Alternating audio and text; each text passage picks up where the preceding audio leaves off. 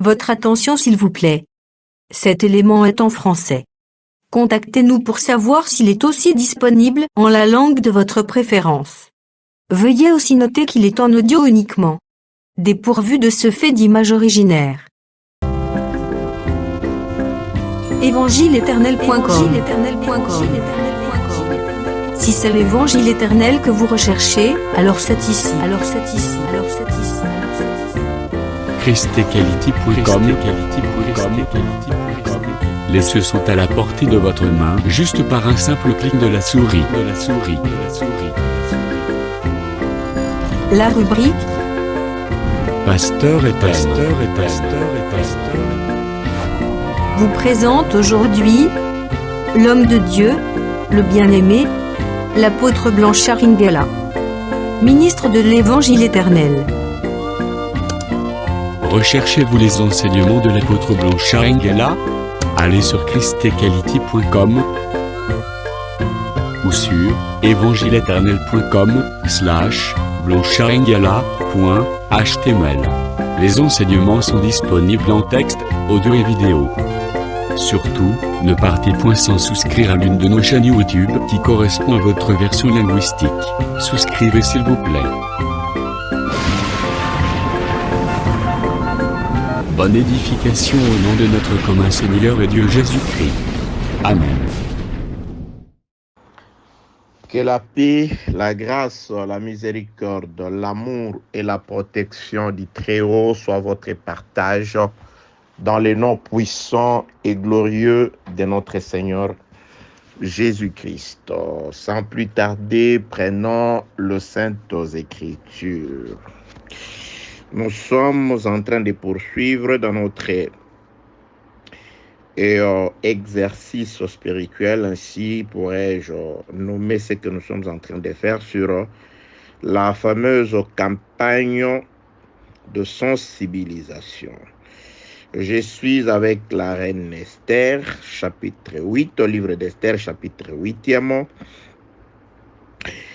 Je commence au 5e verset où il est écrit, Esther, chapitre 8, le verset 5.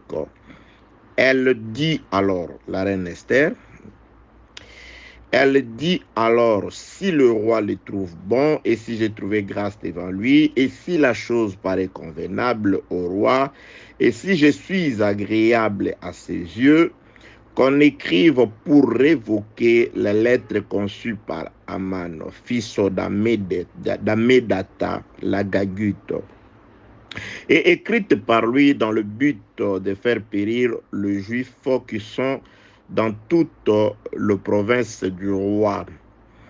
Car comment pourrais-je voir le malheur qui atteindrait mon peuple et comment pourrais-je voir la destruction de ma race? Le roi Cyrus dit à la reine Esther et aux Juifs Mardochée, voici, j'ai donné à Esther la maison d'Aman et il a été pendu au bois pour avoir étendu la main contre les Juifs. Écrivez donc en faveur de Juifs comme il vous plaira au nom du roi et scellez avec l'anneau du roi, car une lettre écrite au nom du roi et scellée avec l'anneau du roi ne peut être révoquée. J'atterris au 11e verset. Par ces lettres, le roi donnait aux Juifs en quelque ville qu'ils fussent la permission de se rassembler et de défendre leur vie, de détruire, de tuer et de faire périr avec leurs petits-enfants et leurs femmes, tous ceux de chaque peuple et de chaque province qui prendraient les armes pour les attaquer, et de livrer leurs biens au pillage. À ceci, je vais ajouter Ecclésiaste chapitre 9e. Je suis dans le livre d'Ecclésiaste chapitre 9. Je commence où? Ecclésiaste chapitre 9. Je commence au 14e verset. Il y avait une petite ville avec peu d'hommes dans son sein. Un roi puissant marcha sur elle, l'investit et éleva contre elle des grands forts. Il s'y trouvait un homme pauvre et sage qui sauva la ville par sa sagesse. Et personne ne s'est souvenu de cet homme pauvre. Que la paix, la grâce, la miséricorde et l'amour divin soient votre partage dans le glorieux nom de notre Seigneur Jésus-Christ. Bien-aimés dans le Seigneur, nous sommes dans cette campagne de sensibilisation. De quoi s'agit-il? Il s'agit tout simplement de la voix du Seigneur qui veut te dire qu'il est normal que tu passes par des tribulations que tu es en train de traverser. Il est normal que les gens puissent te haïr sans cause. Il est normal que tu puisses vivre le combat que tu es en train de vivre tout le jour de ton existence pour la simple raison que nous qui sommes des dieux, des étrangers sur une terre de méchants. Nous sommes en pèlerinage dans une région où il y a des serpents brûlants, des scorpions, un désert et un soleil très accablant. Ils nous font la guerre, nous sommes sujets à des attaques, à la haine, à des problèmes et difficultés multiples, pour la simple raison que nous habitons parmi les tentes des Kédars. Ce que Dieu nous a donné en partage, c'est l'amour, c'est la paix et c'est la tranquillité. Mais ceux au milieu de qui nous habitons, c'est des guerriers. Lorsque nous exprimons du fond de notre intérieur ce que Dieu nous a donné, c'est-à-dire le message de la paix, eux, ils sont pour la guerre. Ils aiguisent leurs armes contre nous. Je voudrais te rappeler, bien-aimé dans le Seigneur, te sensibiliser et te dire que tu dois t'élever. Tu dois vivre dans la prudence et tu dois encore te former comme un soldat. Ce n'est pas en vain que dans les Saintes Écritures, le peuple que Dieu avait choisi comme exemple, comme modèle, parce que le frère Paul dit, les choses qui leur sont arrivées aux Juifs, c'était pour nous servir à nous d'exemple aujourd'hui.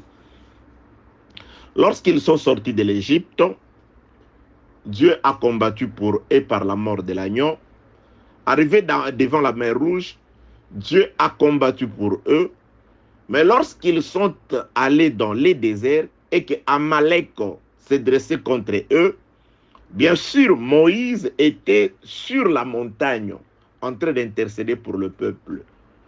Dieu pouvait dire à Moïse, non, que le peuple puisse chacun rester tranquillement dans sa tente pendant que toi tu intercèdes sur la montagne pour le peuple. Non, le peuple doit se battre au bas de la montagne pendant qu'il y a un intercesseur sur la montagne. Ça veut tout simplement dire que nous avons un chef d'armée.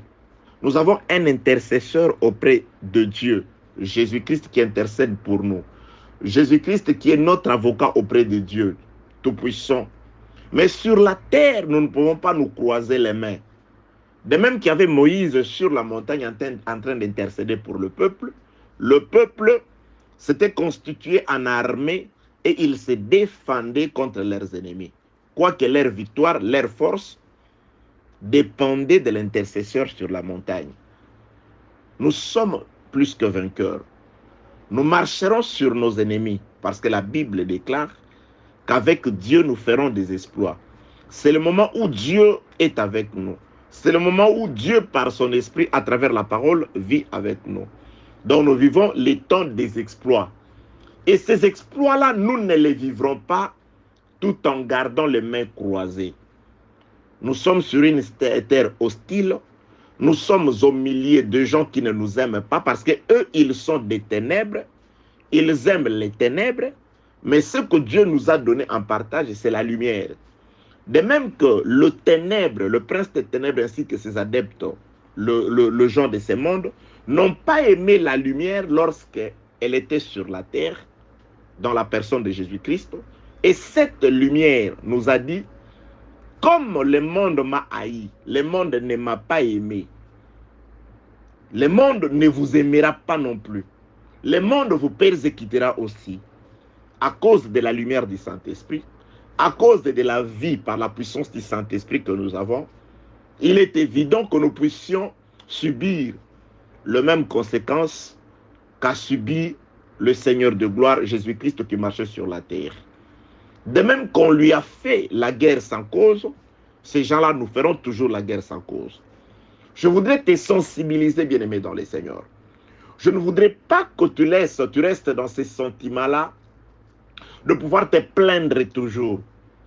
Auprès de qui sur la terre tu peux te plaindre? Celui qui n'est pas lui-même sujet à des combats.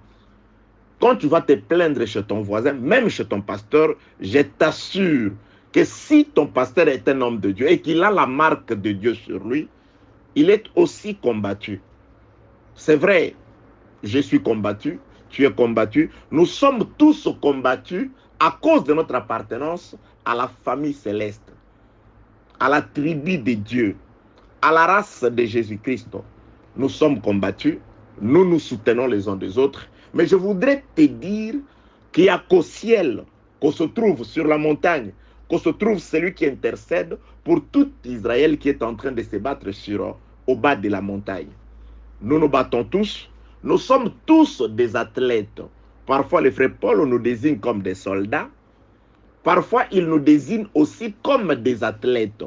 Nous sommes dans une course, nous sommes dans une arène de combat, nous sommes en train de combattre. Nous sommes en train de courir comme des athlètes. Nous courons plusieurs, mais un seul sera vaincu. Lequel? C'est le Seigneur Jésus-Christ. Sera plutôt le vainqueur. Lequel? C'est le Seigneur Jésus-Christ. C'est-à-dire, si vous courez en respectant le règle, c'est-à-dire en Jésus-Christ, c'est alors que vous serez vainqueur et la couronne de gloire vous sera réservée. Sur la terre, bien-aimés dans le Seigneur, par les Écritures, par les textes que nous avons toujours pris dans cette campagne de sensibilisation, Dieu est en train de nous dire que ce qui nous arrive, Dieu n'est pas inconscient. Dieu n'est pas distrait pour qu'on nous fasse la guerre.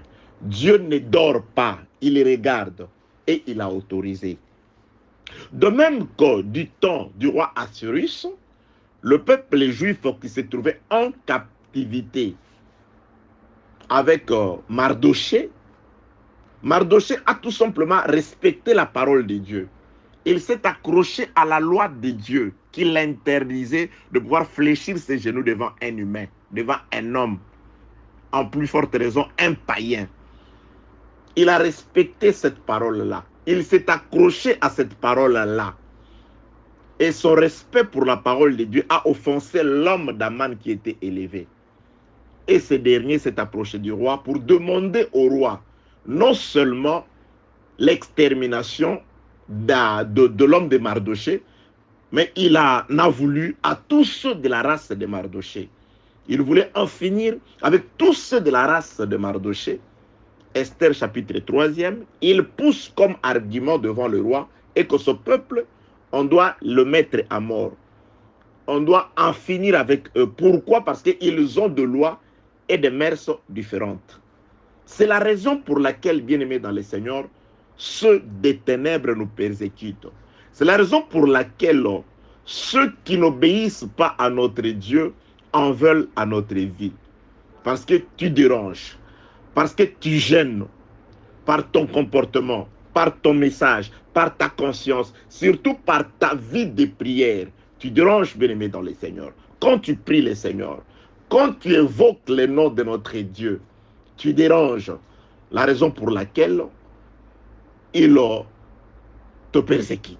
La raison pour laquelle nous sommes sujets à des difficultés, à des embûches. Mais avec Dieu, nous ferons des exploits.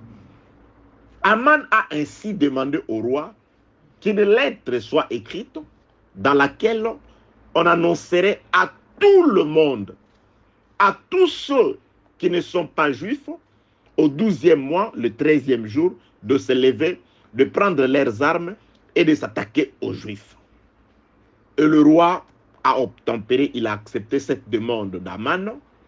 Ainsi, le roi a permis qu'une lettre ainsi conçue soit écrite en son nom et il a donné son anneau afin que le sceau qui s'y trouvait puisse être placé sur cette lettre afin de la certifier.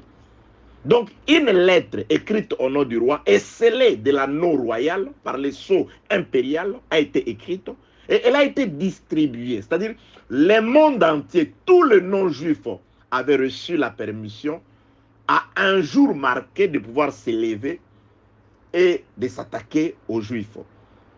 Le meurtre était interdit. Mais celui qui se lèverait ce jour-là pour détruire le Juif serait en train d'accomplir l'ordre du roi. C'est pourquoi je nous dis, bien-aimés dans le Seigneur, toi tu ne peux pas brûler les démons, tu ne peux pas le brûler. Parce qu'ils sont en train d'exécuter leur mission. Dieu leur a laissé le temps de travailler. Ils sont en train de travailler. Les esprits impurs, le méchant, ils sont en train de travailler. Et chacun a sa mission. Nous avons reçu, le juste a reçu la mission de produire les bons fruits. Le chardon a reçu la mission. Il est encore dans les champs. Le chardon, c'est cet arbre qui produit les épines. Il reçoit la pluie, il reçoit le soleil comme le bon fruit. Le bon fruit, quand il reçoit le soleil, quand il reçoit la pluie, il produit les bons fruits. Mais le chardon dans le même champ, quand il reçoit le soleil, quand il reçoit la pluie, il produit les épines. Ainsi de suite, chacun fait sa mission. Chacun fait son travail. Que la paix, la grâce et la miséricorde de Dieu soient avec vous. Après, le roi s'est aperçu que Aman, qui avait eu cette idée de pouvoir en finir avec le juif, était un méchant en fait. C'est alors que le roi a ordonné son arrestation et son exécution. Il a été pendu au bois, l'homme d'Aman, et on a confisqué son bien pour le faire passer à Esther, qui était une juive, l'épouse du roi Assuérus. Le roi avait résolu le problème parce que le méchant, celui qui avait le rancœur dans le cœur contre Mardoché, ainsi que tous ceux de sa race, il a été pendu au bois, il a été vaincu à Golgotha, il a été écrasé à Golgotha. On a déchiré tout, on l'a anéanti à Golgotha. Mais les effets de la volonté d'Aman sont restés à travers la lettre. Parce que la lettre était encore en activité. C'est alors que Mardoché va demander à la reine Esther de pouvoir se présenter devant le roi pour intercéder. La reine se présentera devant le roi, où était aussi Mardoché, pour demander au roi de pouvoir annuler cette lettre-là, écrite par Mardoché, qui évoquait, qui permettait aux non-juifs de pouvoir faire la guerre aux juifs et de les tuer, qui donnait libre champ, libre parcours aux esprits impurs de pouvoir t'attaquer, à la maladie de pouvoir te surprendre, aux bandits de pouvoir essayer d'entrer et de te voler. Parce que à la croix, Jésus-Christ a vaincu. Parce que Aman était mort. Aman a été exterminé, plutôt pendu au bois. Donc il n'y avait plus aucune raison que l'expression haineuse de sa volonté à travers cette lettre-là puisse suivre son cours. Il fallait qu'on arrête avec cette lettre-là. Il fallait qu'on l'annule. Il fallait qu'on l'abolisse. Il fallait qu'elle soit révoquée. C'est alors que la reine Esther et Mardoché vont intercéder auprès du roi pour l'annulation de cette lettre écrite par un méchant déjà vaincu. Un méchant déjà anéanti, Le roi leur dira, c'est vrai, le méchant est mort. Ses biens ont été confisqués. Mais cette lettre-là, je ne peux pas l'annuler parce qu'elle comporte ma volonté à travers mon nom et mon sceau qui s'y trouve. Donc, ce qui est écrit dans cette lettre-là, toute la méchanceté écrite dans cette lettre-là doit être exécutée. Je ne suis pas pour. Je me suis rendu compte après que c'était une lettre envieuse, méchante, qui n'avait pas sa raison d'être. Mais là, je suis sans force parce que la lettre est fortifiée par mon sceau, ainsi que par mon nom qui s'y trouve. C'est pourquoi, bien-aimés dans le Seigneur, ça je le répète, et je le répéterai toujours, nous sommes sur une terre hostile.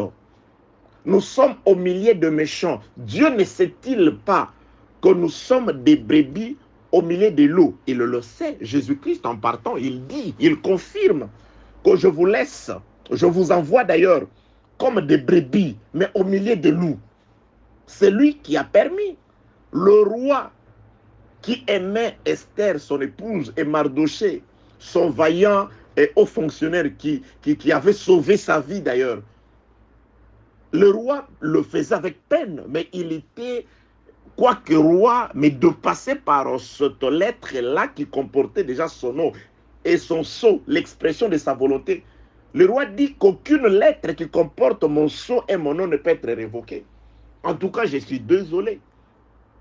Dieu n'est-il pas au courant que nous sommes des brebis au milieu des loups? Bien sûr, Jésus-Christ l'a dit. Ils vous feront la guerre.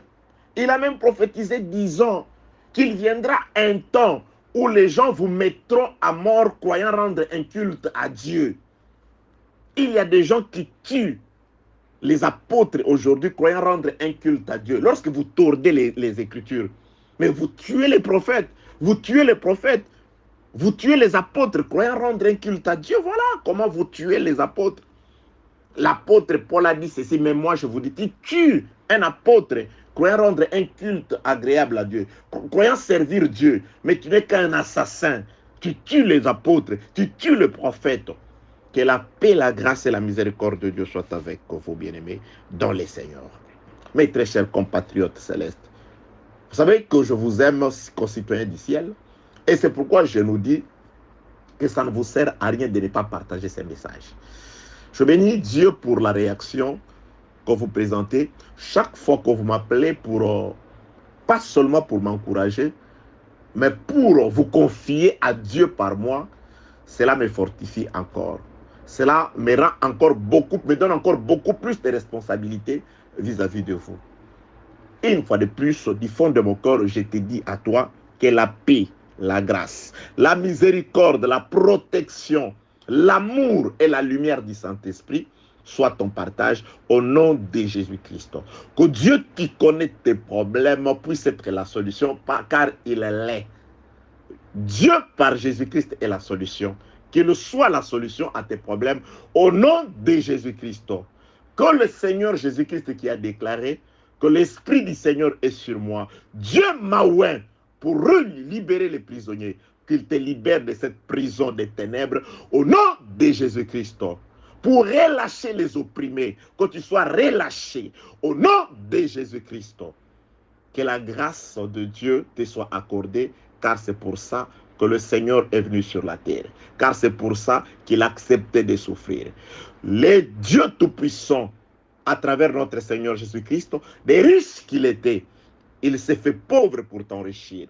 Laisse que Dieu puisse t'accorder tout ce qui te manque au nom de Jésus-Christ.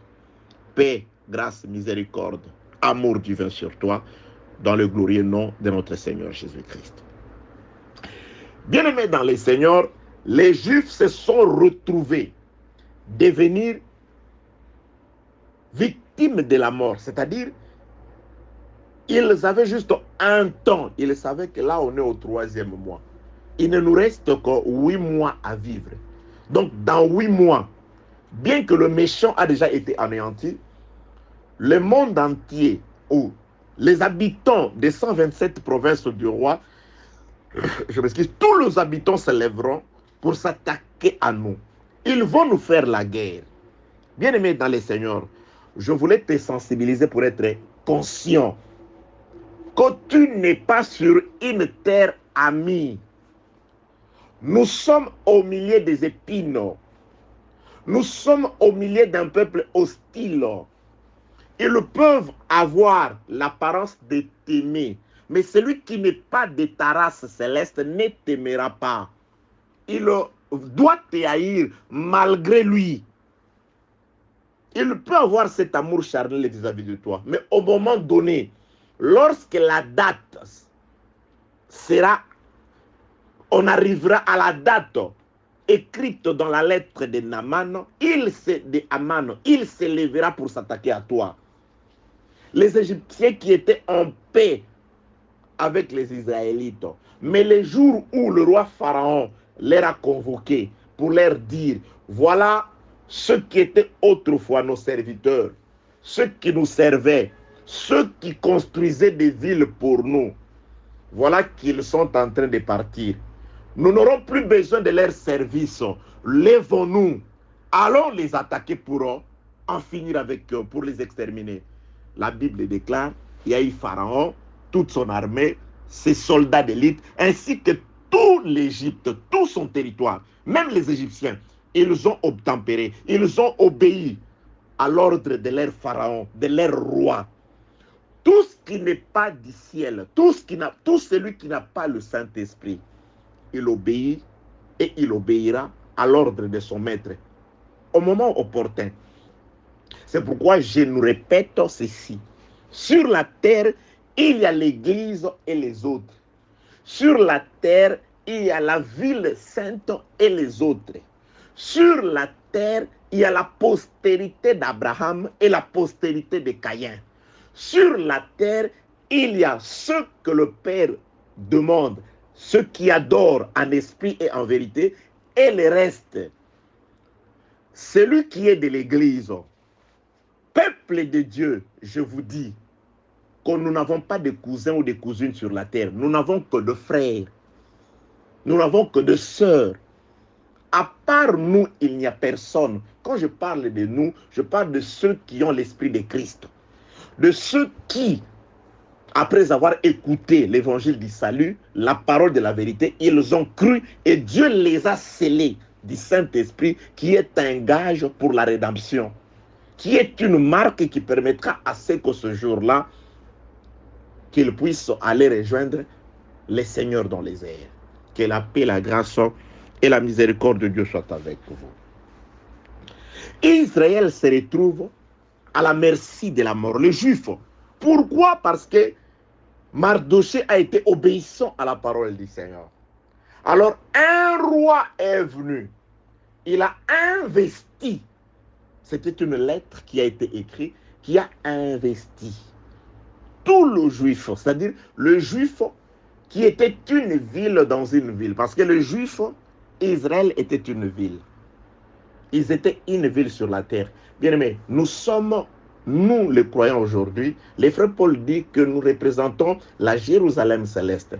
Mais nous sommes une Jérusalem céleste, mais sur la terre. Nous sommes la ville de Dieu sur la terre. Jésus-Christ ne dit-il pas que vous êtes comme une ville construite sur une montagne. Nous sommes une ville, mais sur la terre. Nous sommes un peuple de Dieu sur la terre. Nous sommes la postérité ou la famille de Noé. Quoique dans l'arche, mais sur la terre. Parce que nous attendons que 7 jours passent avant qu'il ne commence à pleuvoir. Parce que les jours où Noé et sa famille sont rentrés dans l'arche, ces jours-là, ce n'était pas le jour où la pluie a commencé à pleuvoir. Donc il s'est passé 7 jours. Noé et sa famille étaient dans l'arche, mais sur la terre. C'est ainsi que nous, on se retrouve. Nous sommes dans l'arche, mais sur la terre. Mais nous avons dans l'arche la nourriture. Nous avons dans l'arche l'eau. Si les gens nous cherchent, ils ne nous trouvent pas, mais ils trouvent l'arche. Quand on leur demande, où sont-ils? Ils sont où Noé? Ils sont dans cette maison-là. Mais pourquoi sont-ils dans la maison? On ne comprend pas, c'est comme des fous. Mais pourquoi sont-ils entrés là-bas? Je ne les vois plus au marché. Non, ils ne viennent plus au marché parce que nous les avons vus faire des provisions. Donc, c'est-à-dire tout ce qu'ils mangent est dans l'arche. Tout ce qu'ils boivent est dans l'arche. Ils dansent dans l'arche. Bien aimé, dans la parole, Dieu a tout prévu. Dans la parole, tout y est. Nous sommes sur la terre, mais nous ne sommes pas avec ceux de la terre. S'ils veulent nous retrouver, ils savent où nous retrouver dans l'arche. Nous sommes dans l'arche. Il n'y a plus de contact. C'est pourquoi les frères Paul disent il n'y a pas de rapport entre la lumière et les ténèbres. Ou vous êtes de la lumière, ou vous êtes des ténèbres. Que la paix, la grâce et la miséricorde de Dieu soient avec vous. il pleuvra. Mais la pluie n'a pas encore commencé. Mais nous, on entre déjà dans l'arche. La pluie, ce n'est pas quand la pluie commence que la famille de Noé va se précipiter pour entrer dans l'arche. Donc, ils entrent déjà avant. Ça, c'est le temps où, à la croix, Jésus-Christ a déjà fini avec la construction de l'arche. Par ses serviteurs, il parle aux oreilles de ceux qui ont les sons de Noé, ou de la femme de Noé, ou des femmes, des fils de Noé. Venez entrer, car dans l'arche, il n'y a que 7 places et la 8e pour moi-même Noé. Il n'y a pas de place pour le voisin. Il n'y a pas de place pour les cousins. Dans l'arche, il n'y a de place que pour Noé et pour ses enfants. Noé va amener sa femme et les enfants vont aussi amener leur femme. Il n'y a pas de place pour les cousins. C'est pourquoi j'ai dit sur la terre, il y a nous et les autres. Il y a l'église et les autres. Il y a la lumière qui ne se trouve qu'à Gozen et les autres sur tout le territoire égyptien. Lorsque Dieu frappait, Israël était encore sur le territoire, mais dans un camp à part. Que la paix, la grâce et la miséricorde de Dieu soient avec vous. Donc nous sommes une petite ville. Jésus-Christ nous appelle un petit troupeau. Nous sommes édifiés, nous sommes construits sur une montagne, construits plutôt comme une ville sur une montagne. Nous sommes la Jérusalem céleste. Nous allons monter un jour, rejoindre notre vraie cité, notre vrai endroit. Mais nous sommes encore sur la terre. C'est pourquoi je nous dis qu'ils ne nous aimeront pas. Bien aimé, vous ne savez pas ceux qui sont vraiment ancrés dans les ténèbres, ceux qui pratiquent de l'occultisme et l'obscurantisme, ces histoires de sorcellerie et consorts. Si vous avez la grâce de Dieu, quand ils vous voient, ils voient la lumière. Ils voient la lumière, bien-aimé dans le Seigneur. J'ai déjà vécu ça à plusieurs reprises. Que la paix, la grâce et la miséricorde de Dieu soient avec vous. Donc, nous étions en train de dire que nous sommes une ville. Et une ville sur la terre. La sainte ville de Dieu. Et écoutez ce qui est écrit, les passages d'écriture que nous avons lus concernant une ville. Attendez, je repars dans ces passages d'écriture-là. C'était Ecclésiaste chapitre 9e.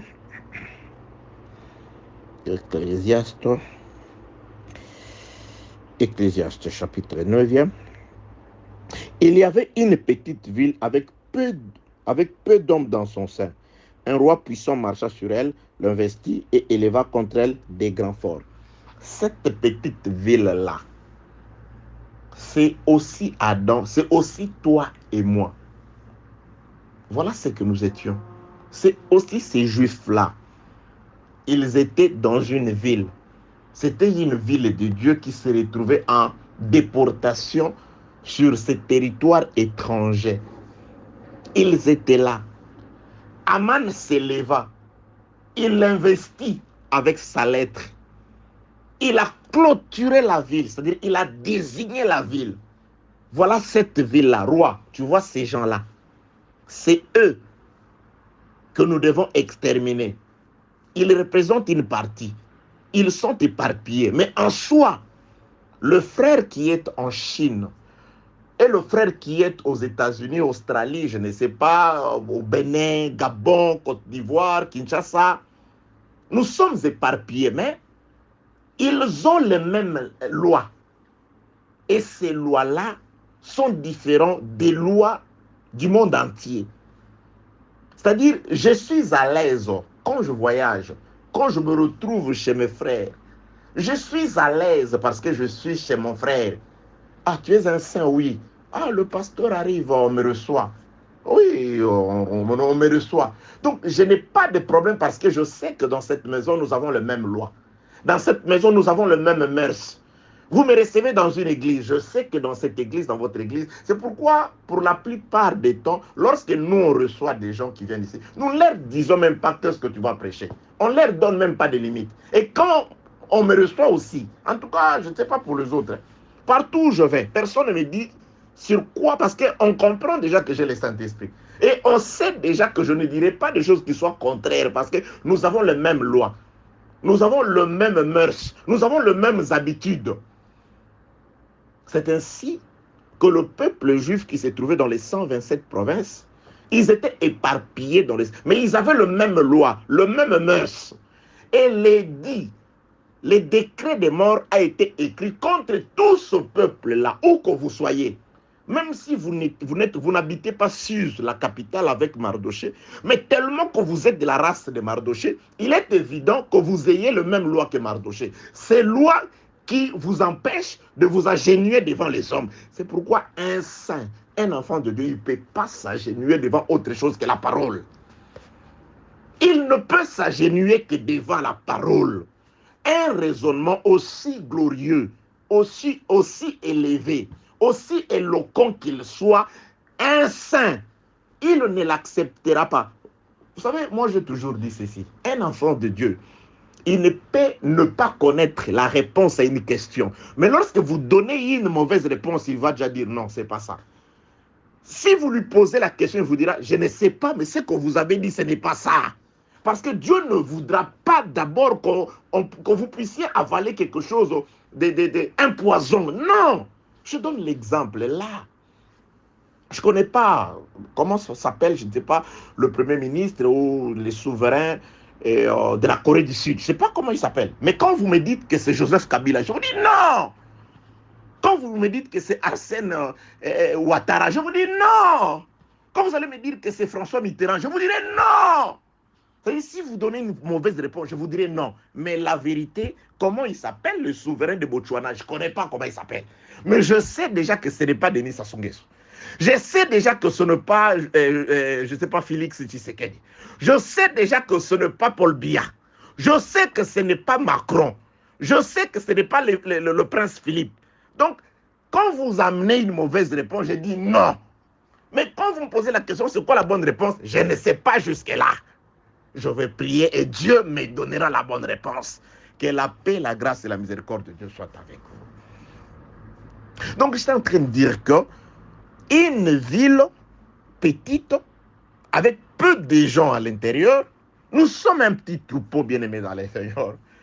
Par rapport à ceux qui croient au mensonge, nous sommes très peu. Parce que Jésus-Christ dit, le chemin par lequel nous passons est petit, resserré. Très peu de gens passent par là. Très peu de personnes acceptent ce que nous acceptons. Très peu de personnes. Que la paix, la grâce et la miséricorde de Dieu soient avec vous. Donc cette ville-là a été investie par un roi puissant. Il a investi la ville, il a construit des forts, c'est-à-dire vous ne pouvez pas vous échapper. Donc c'est-à-dire il a fortifié tout autour de la ville. Donc c'était comme en prison. Oui, c'était dit, cette lettre du roi qui comportait et son nom et son sceau. Personne de la race de Juifs ne pouvait s'y échapper. Personne. Elle avait donné la permission à quiconque n'est pas juif au 13e jour du 12e mois de se lever et de mettre à mort, de piller, de saccager, d'en finir, d'exterminer avec les Juifs. Pourquoi? Vous allez m'attaquer. Ai-je des problèmes? Ai-je fait quelque chose contre vous? Rien. C'est pourquoi, bien aimé, ne vous posez pas les questions du genre, non, voilà, vous m'attaquez pourquoi je ne suis pas de votre famille, vous ne savez pas là où on a enterré mon nombril. Ça, c'est quoi ça? Les diables, son problème, ce n'est pas que vous soyez de la même famille ou de la même tribu. Moi, je prie pour des gens qui sont aux États-Unis, moi je suis ici, que je n'ai jamais vu de face, et ils le témoignent aussi. Ah, j'étais malade quand tu as prié pour moi, ça va. J'avais un tel problème quand tu as prié pour moi, Dieu a fait grâce. Ça n'arrive pas toujours, parce que ça ne dépend pas de moi, ça dépend de Dieu. C'est comme si je vous disais que je suis à même de pouvoir résoudre. Non, non, non. Je parle de Dieu qui est fidèle à sa parole, qui agit, qui parfois regarde aussi la foi des gens. Mais il m'arrive de loin. Alors, si je peux d'ici prier pour quelqu'un qui est aux États-Unis, ou en Afrique, ou je ne sais pas, en Europe, en Australie, là-bas, et il est guéri. Mais les sorciers aussi, ils sont comme ça. Ils nous ont les dit. Il y a une lettre qui leur permet de pouvoir s'attaquer à tous ceux qui sont de la race de Jésus. Ils s'attaquent à toi. Tu n'as pas à te poser les questions ou commencer à parler comme on était des enfants. Oh non, voilà, la nuit, j'ai rêvé comme ça, on est venu m'étrangler. Je suis, quand on étudie à l'internat là-bas, moi je suis ici, je suis venu pour étudier. Moi, je n'ai la dette de personne, j'ai des problèmes avec personne. Non, non, non, les diables, vous ne l'intimidez pas avec ces paroles-là. Si j'ai ta dette, viens chercher la journée. Non, non, le diable, vous ne l'intimidez pas. Il n'y a qu'un seul nom qui intimide le diable, c'est le nom de Jésus. Chasse-les au nom de Jésus. Prie au nom de Jésus et il va s'enfuir. Le nom de Jésus, c'est fini. Vous n'avez pas à vous justifier. Vous n'avez aucune justification. Nous sommes tous sauvés par la grâce. Au nom de Jésus. Vous n'avez pas de justification. Je n'ai pas de problème. Tu es sûr que tu n'as pas de problème? Je n'ai fait du mal à personne. Tu es sûr que tu dis la vérité? Le diable, tu ne l'intimides pas. Moi, je suis fils d'Ève. Je suis ma mère, au nom de ma mère. Non, au nom de Jésus. Et que ce Jésus-là doit se trouver déjà en toi. Que la paix, la grâce et la miséricorde de Dieu soient avec vous. Donc, dans le livre d'Ecclésiaste, on parle d'une ville. Et cette ville-là a été... il y avait une petite ville avec peu d'hommes dans son sein. Un roi puissant marcha sur elle, l'investit et éleva contre elle des grands forts. Donc, c'est-à-dire il a élevé des limites, il a construit comme une certaine forteresse, une certaine parcelle, clôture, empêchant les gens de pouvoir s'en sortir. Donc, il les a fait prisonniers. L'édit du roi écrit par Aman a fait des Juifs des prisonniers à la mort. Ils étaient prisonniers à la mort. Ils étaient des condamnés à la mort. Mais ici, la Bible déclare, le verset 15e, il s'y trouvait un homme pauvre et sage qui sauva la ville par sa sagesse et personne ne s'est souvenu de cet homme pauvre. Donc, c'est-à-dire, les saluts de cette ville-là, c'est pourquoi j'ai toujours dit, bien aimé, les saluts de ceux qui sont le peuple de Dieu ne peut sortir que de la ville. Notre salut ne vient pas du dehors, ne vient que de la ville. C'est pourquoi les saluts ne peuvent sortir que des Écritures. Vous voyez, lorsque Matthieu écrit, les autres écrivent, surtout Matthieu, lisez les textes de Matthieu. Très souvent, quand Jésus-Christ fait un geste, il écrit afin que s'accomplisse la parole de l'Écriture qui déclare. Lorsque Jésus-Christ fit ceci, Matthieu écrit afin que s'accomplisse. C'est-à-dire, toute la vie de Jésus-Christ, c'était l'accomplissement de la parole.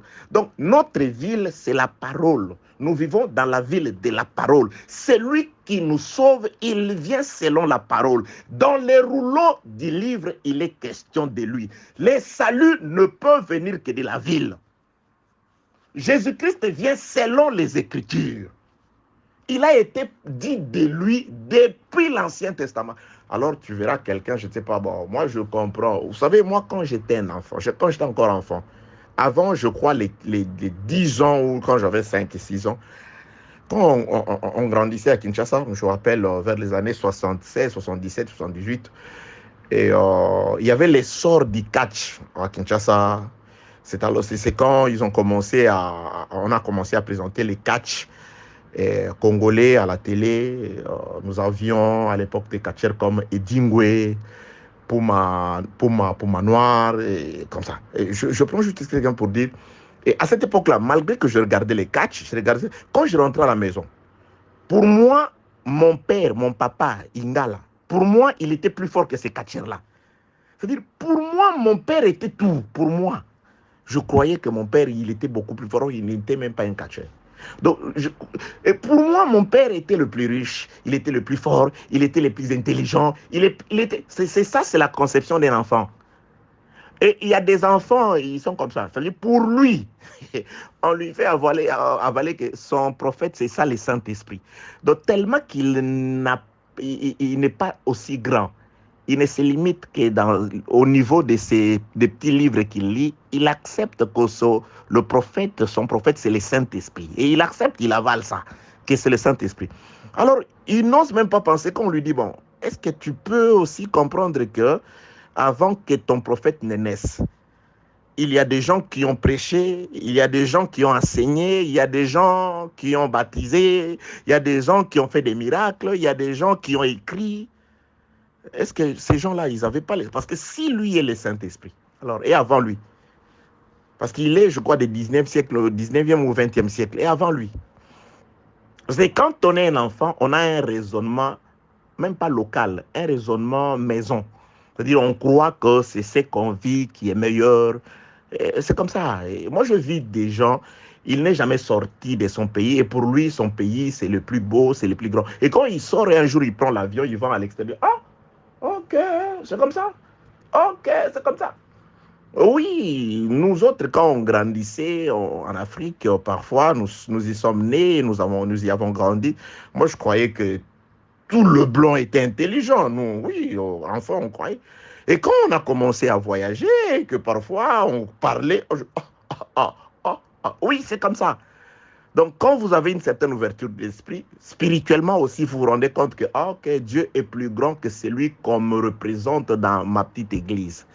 Que la paix, la grâce et la miséricorde de Dieu soient avec vous. Donc, j'étais en train de dire que le salut est sorti de cette ville-là. Ce n'est pas quelqu'un du dehors qui est venu pour libérer les gens qui ont été pris prisonniers par ce roi-là, mais c'est de la ville qu'est sorti le sauveur. Un sauveur que personne ne faisait cas. Parce qu'il était sage, mais pauvre et méprisé. Quel est ce sauveur qui sort? Jésus-Christ vient d'après les Écritures. Bien aimé, le véritable Jésus, le seul Saint-Esprit jusqu'à la fin des temps, lui, sa vie, c'est l'accomplissement des Écritures. Venez voir celui de qui Moïse a écrit et dont les prophètes ont parlé. C'est lui, le Saint-Esprit, c'est lui-là. Quand tu me parles de Blanchard, quel est ce prophète qui a parlé des Blancs? Ok, que la paix, la grâce et la miséricorde de Dieu soient avec vous. Il sort, les rédempteurs, les sauveurs de la ville sortent de la ville. Bien aimé, ton salut ne se trouve pas auprès d'un homme. Ton salut se trouve dans la ville, dans les Écritures. C'est dans les Écritures. Et quand il a sauvé, c'est-à-dire on l'identifie, on dit c'est quelqu'un qui a été oublié. Ésaïe écrit, personne n'a fait, on n'a pas fait cas de lui. On n'a fait aucun cas de lui. Il n'y avait rien qui pourrait attirer l'attention des gens. Ni beauté, ni éclat. C'est aussi ça l'évangile d'Israël. C'est ça l'évangile de la vérité. Parfois, ça n'attire pas l'attention. Parce que ça a une forme qui peut plaire ou qui ne peut pas plaire aux gens.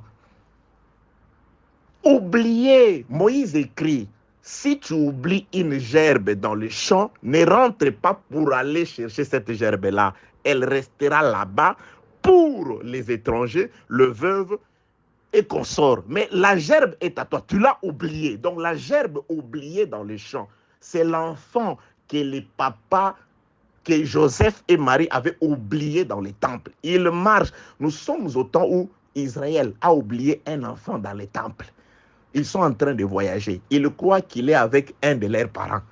Il y a des gens qui sont comme ça. Ils marchent, ils s'éloignent de Jésus. Ils s'éloignent de la vie. Ils s'éloignent de la vérité. Ils croient toujours que Jésus est avec eux. Il est avec mon pasteur. Il est où? Non, il est avec mon pasteur. Quand tu vas demander pasteur, il n'est pas là, il n'est pas là. C'est alors que tu vas rentrer. Rentrez. Nous sommes au temps où Israël passe. Il ne s'est pas encore rendu compte qu'il a oublié Dieu quelque part. Et à ce moment-là, Jésus-Christ, qui a 12 ans, est en train d'enseigner au milieu des vieillards. La gerbe oubliée, c'est le Seigneur Jésus-Christ. C'est pourquoi on a écrit cet homme qui a sauvé la ville. L'une de ses caractéristiques ou l'une de ses caractéristiques, c'est qu'on l'a oublié.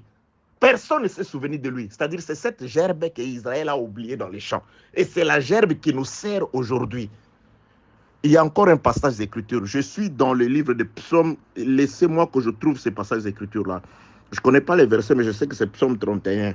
On parle de quelqu'un... Attendez. Psaume 31. Je crois que c'est ça. Hein? Je ne vais pas m'aviser. Psaume 131. Psaume 31, je cherche le verset. Ok, j'ai trouvé le verset 12. Là, c'est les psalmistes qui parlent, c'est David qui parle. C'est David, c'est Psaume David, le verset 12. Écoutez ce que David, parce que David prophétisait plus sur Christ. Il dit, je suis oublié des cœurs comme un mort. Je suis comme un vase brisé. Est-ce que David parle de lui ou il parlait de quelqu'un d'autre? Il parle du sauveur de la ville, qui est sorti de la ville, qui a sauvé la ville, qu'on a oublié. C'est ça la gerbe oubliée. C'est ça Jésus-Christ que ses parents ont oublié dans les temples. C'est pourquoi Jésus-Christ, David dit, comme un mort. C'est-à-dire, quand on oublie le Seigneur, c'est-à-dire, il est mort. Pour les Juifs aujourd'hui, il est mort. C'est pourquoi Jésus dit, là où seront les cadavres, c'est là où s'assembleront les aigles. Les Juifs, Israël, la maison ne peut pas venir parce qu'il sait qu'un cadavre, ça suit. Or, nous savons que les cadavres nous introduisent dans la maison des deuils. Je suis oublié, c'est-à-dire c'est un cadavre. C'est pourquoi David poursuit, il dit, comme un vase brisé. Vous savez, le vase qui contient le parfum le plus cher, on ne l'ouvre pas. Vous ne pouvez pas ouvrir les vases pour le refermer plus tard. Non, il faut le casser. Écoutez, il faut briser les vases. Lorsque vous brisez les vases, comment la vase... Attendez. Je suis oublié de cœur comme un mort. Je suis comme un vase brisé. Lorsque vous brisez le vase, c'est-à-dire vous perdez les contenants. Vous perdez les contenants. Aujourd'hui, Jésus-Christ, c'est juste le parfum qui était dans le vase. Le vase est brisé. La forme et le visage de Jésus est brisé. Si autrefois, nous l'avons connu dans le vase, Jésus dans la chair, aujourd'hui, c'est juste du parfum. Il est esprit. Donc, nous profitons juste de l'odeur. Ton nom est comme l'odeur du parfum, du nom, de l'enseignement de Jésus. C'est ce qui nous sauve aujourd'hui. C'est ce qui nous rassure aujourd'hui. C'est ce qui nous agrée aujourd'hui. C'est comme le vieux outre, le corps de Jésus. La Bible déclare, lorsque vous prenez le vin nouveau, vous le mettez dans le vieux outre, le vieil outre, ça détruit les outres anciennes. Le vieil, ça détruit. La plénitude de la divinité dans un corps a détruit le corps à la croix. Aujourd'hui, nous, la terre, profitons du vin. Mais l'outre est brisé. Ok. Je parle de Jésus comme étant cet homme oublié, un vase brisé, mais qui a sauvé la ville par sa sagesse. Il est sorti de la ville. C'est pourquoi lorsqu'on a aussi investi Israël, lorsqu'on a construit des forts contre les Juifs qui étaient dans les 127 provinces du roi Assuérus, il fallait que quelqu'un sorte de la ville. C'était qui? C'est Mardochée. Mardochée, c'est celui-là qui se lève. Verset 10e. Chapitre 10e, 9 et 10 de Esther, vous voyez, les gens avaient peur des Israélites à cause de Mardochée. Donc c'est Mardochée qui était sage. Par sa sagesse, Mardochée avait déjà signalé une conspiration contre le roi. Mais on l'avait oublié. On l'a oublié. Lorsque Mardochée a sauvé la vie du roi, on l'a oublié. Personne ne lui a donné même une récompense. C'est plus tard que le roi, en lisant le livre de Chroniques, dit, mais cet homme qui a fait ça, quelle est la récompense qu'on lui a donnée? Oh, rien. Ah, il a été oublié. Pourtant, il avait sauvé la ville, le roi. Personne ne s'était souvenu de Mardochée quand il avait sauvé le roi. Mardochée, c'est ça, le sauveur qui sort de la ville, que tout le monde oublie. C'est grâce à Mardochée qu'une seconde lettre a été écrite. Et cette lettre-là, c'est elle qui aujourd'hui nous dit, combattants, levez-vous. La ville est déjà sauvée. Levez-vous. Lorsque Israël était aussi investi par le Philistin, dans l'homme de Goliath, Israël tremblait. Ils étaient esclaves. Ils étaient en train de pouvoir trembler. Il fallait que quelqu'un sorte de la ville. Ce n'était pas un païen, ce n'était pas quelqu'un qui est venu. C'est David qui était un Israélite. Il est sorti. Et qu'est-ce qu'il a fait? Il a sauvé Israël. Et comment il a sauvé Israël? Il a combattu l'homme de Goliath. Et quand il a renversé Goliath, c'est alors que les Juifs ils ne sont pas restés bras croisés pour dire non, voilà, l'œuvre de la croix c'est déjà accomplie, Goliath est tombé. Non, la Bible déclare, ils poursuivirent tous les Israélites. Nous avions peur avant que David ne descende dans le champ de bataille. Maintenant qu'il a déjà renversé la forteresse, il a déjà renversé, il a détruit les investissements du diable, de l'ennemi. Attaquons-nous, lèvons-nous. C'est alors qu'ils se sont souvenus que c'était des soldats.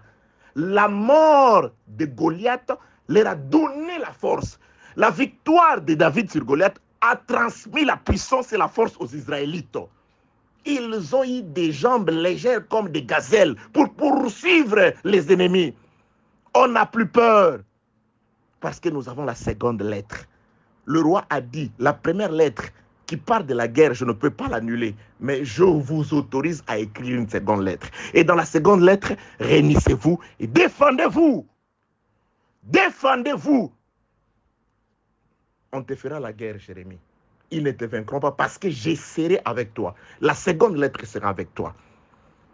Que la paix, la grâce et la miséricorde de Dieu soient avec vous. Pour aujourd'hui, que celui qui a créé les cieux et la terre vous bénisse au nom de Jésus-Christ.